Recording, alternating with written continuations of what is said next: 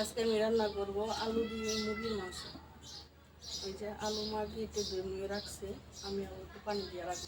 এখন মাংস রান্নার জন্য হাতে নিতে চামচে নিতে পরিমাণ মতো মরিচ,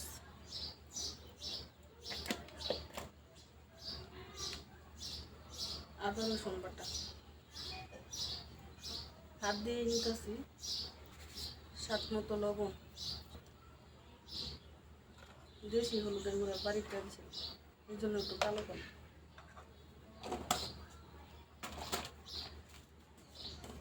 এলাচি দারচিনি,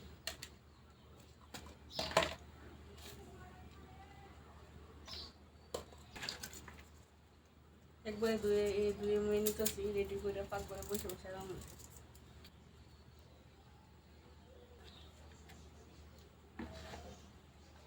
এই তো রান্নার আয়োজন বানাবো। আলু কাটো, প্রতিদিন তো সকাল থেকে তো উঠে একই চিন্তা, একই ভাবনা কি রান্না করবো কি খাবো। এখন দিয়ে দিব সাদা তেল, একটু লবণ দিয়ে দিলাম যাতে মাংসগুলি না লাগে। তেলটা ভালোভাবে গরম হয়ে গেছে, এখন আমি মাংসগুলি দিয়ে দিব।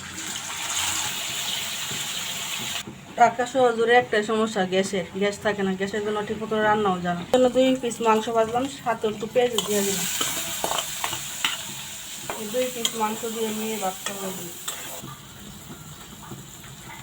ঘরে পোলাপান থাকলে পোলাপানে খাওয়া হয়েছে। এখন ভাত খেয়ে দিয়ে দিলাম মাংস ভাজা করার ভিতরে তেল দিলাম, পেঁয়াজ কুচি,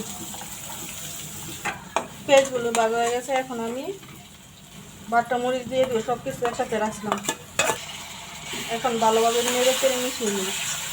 তরকারি মশলা যত কষা নিয়ে তরকারি তত মজা হয়, কিন্তু কষানো কেমন গ্যাসে তো থাকে না। মশলাগুলো ভালোভাবে বেড়ে নিচ্ছে, এখন একটু পানি দিয়ে দিই, টমেটো দিই, এখন ভালোভাবে কষিয়ে নেব এগুলি। টমেটো গলে তারপরে মাংস দিয়ে দিই। মশলাগুলো কষানো হয়ে গেছে, মশলা থেকে তেলও ছেড়ে দিচ্ছে। এখন আমি আলু আর মাংস দিয়ে দিব।